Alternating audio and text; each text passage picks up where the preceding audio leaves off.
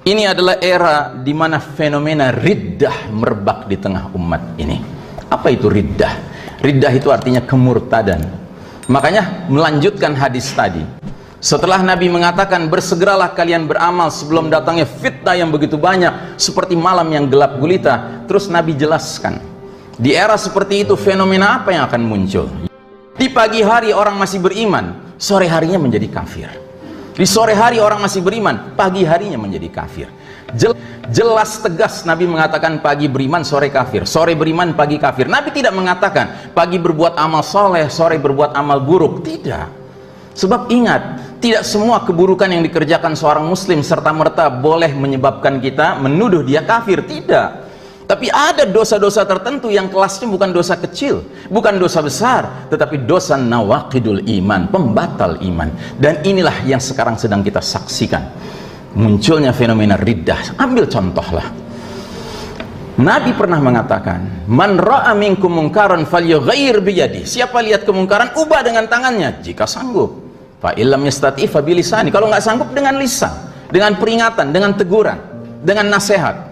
Fa illam yastati fa biqalbih. Tapi kalau nggak sanggup juga dalam hati. Apa maknanya dalam hati? Maknanya dalam hati adalah melihat kemungkaran, kita nggak berani, tangan nggak berani bergerak, amal nggak berani beramal, mengucap nggak berani, tapi hati kita mengatakan ini batil, ini mungkar. Gitu. Kata Nabi, sekedar di dalam hati itu kategorinya dzalika adalah lemahnya iman. Bayangkan.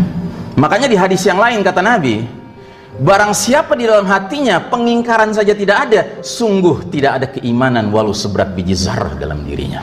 Nah, hari ini kita sadar bahwa kita sedang diacak-acak salah satu tata cara ibadah kita. Mengerti tentang sains, teknologi, dan kedokteran dan kesehatan. Terus kita tunduk saja.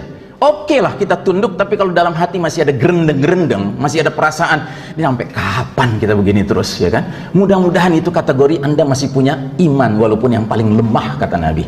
Cuman yang jadi masalah adalah sebagian orang gerendeng-gerendeng, jangankan reluctant, jangankan ada perasaan tidak serk dengan ini, bahkan dia membela habis-habisan. Di mana lokasi dia? Karenanya saudaraku rahimahullah, marilah kita beristighfar. Jangan-jangan diam-diam sudah banyak kemungkaran yang di dalam hati kita sudah nggak menolak lagi, kita sudah tidak mengingkari lagi. Jangan sampaikan suatu nasihat, jangankan lagi kita berbuat sesuatu, jauh dari itu.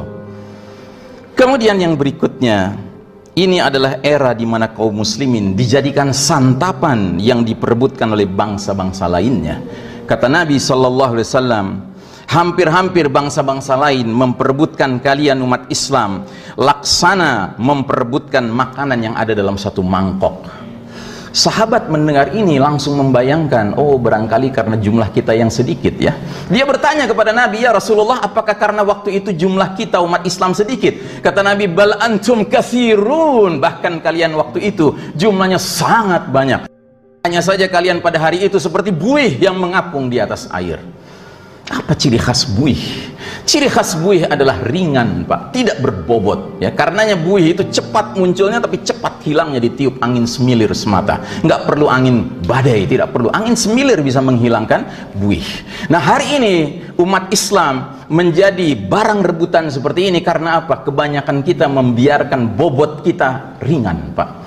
Bobot apa? Bobot segala-galanya. Bobot iman kita ringan, bobot akidah kita ringan, bobot akhlak kita ringan, bobot ilmu kita ringan, bobot ibadah kita ringan, bobot muamalah kita ringan, bobot dakwah kita ringan, bobot jihad kita ringan, bobot sabar kita ringan, bobot istiqomah kita ringan.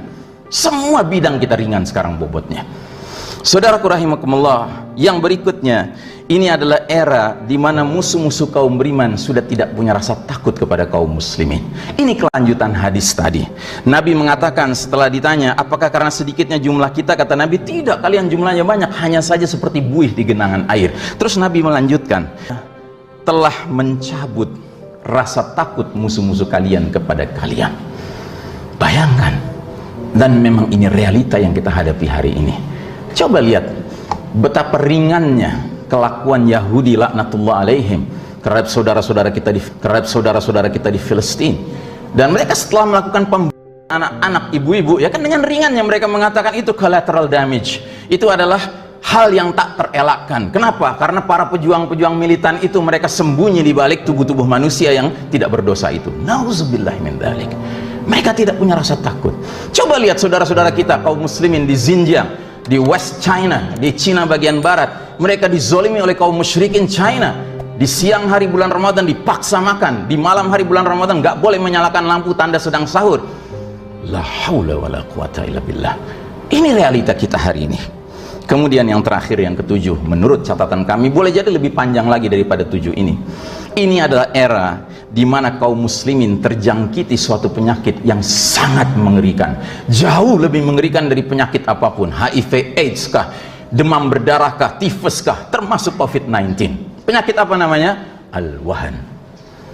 Maka sebagai penutup dari hadis tadi, Nabi kemudian mengatakan, setelah menyatakan bahwasanya Allah sudah mencabut rasa takut musuh kepada kalian, dan Allah tanamkan ke dalam hati kalian, hunjamkan ke dalam hati kalian al-wahan.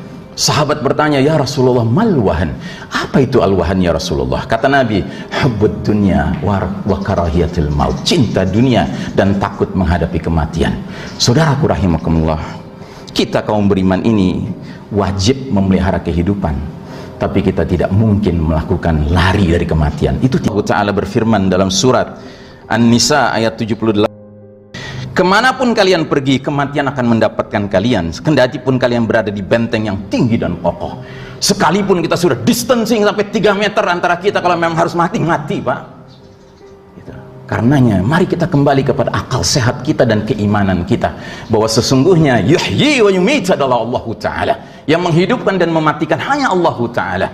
Termasuk yashfi, yang menyembuhkan adalah Allah Ta'ala.